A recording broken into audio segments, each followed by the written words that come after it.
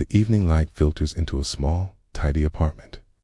A father, just in his mid-30s, tucks his little girl into bed. His eyes are calm, but they hold a history he doesn't speak of. She wraps her small arms around his neck and whispers, a question full of a child's unwavering faith. "Daddy, you always save people, right?" He just smiles, a quiet, gentle smile. His life is a simple rhythm. A low-profile job at a gleaming office tower, driving, fixing things. He's almost invisible, a ghost in the background of a world of power and wealth. The CEO, a woman who commands boardrooms, offers him a polite nod, but her eyes look right through him. He's just a part of the building, like the walls or the elevators. Then, one night, the rhythm breaks. The sterile quiet of the underground parking garage is shattered. Masked figures move in the shadows, an ambush executed with chilling speed. The CEO's scream is cut short. Silence floods the concrete space. Miles away, the father is walking home with his daughter, hand in hand. Suddenly, she stops, eyes wide and filled with a fear he's never seen, fixed on the dark street ahead. Her voice is a desperate whisper. "Daddy, please help her. That's the trigger." Something shifts behind his calm eyes. The quiet man disappears.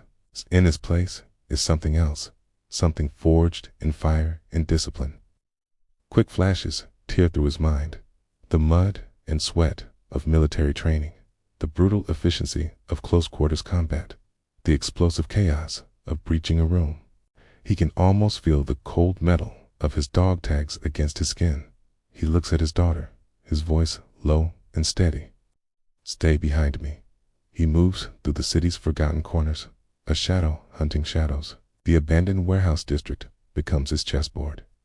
He uses the darkness, the junk, the very environment as a weapon. There are no flashy kicks or dramatic poses, just silent takedowns, terrifyingly precise and brutally efficient. The kidnappers, so confident moments before, start to panic. They realize their mistake.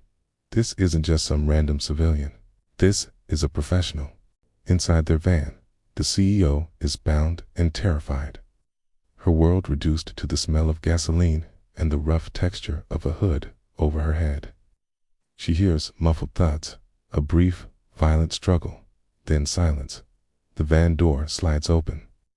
She braces herself, expecting police lights, shouting officers. Instead, it's him.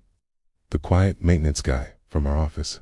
He stands there, breathing evenly, not a scratch on him, a stark contrast to the chaos he just unleashed.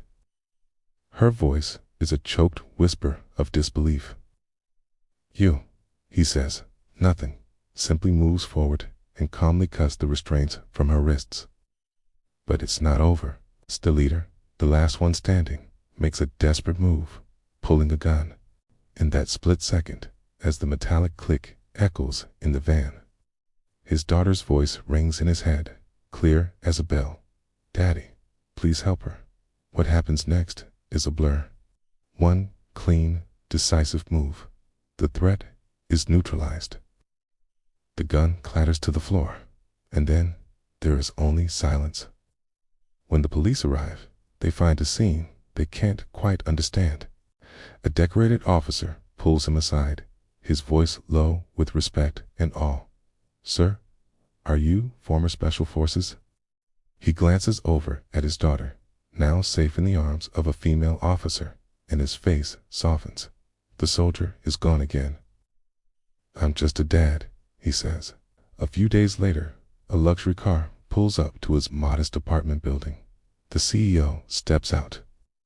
No guards, no entourage. She finds him in the small living room with his daughter. She doesn't speak to him at first. Instead, she kneels down, bringing herself to eye level with the little girl, and her voice is soft, filled with a gratitude that words can't fully express.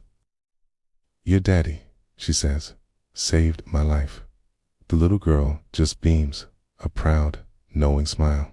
As the CEO stands, she looks at the quiet man who asked for nothing, who existed in the background of her life until the moment he stepped into the foreground to save it. "It's the strongest man I ever met," she says, her voice full of wonder. Never asked to be seen. True heroes don't always wear suits or capes. Sometimes they just show up when they're needed most.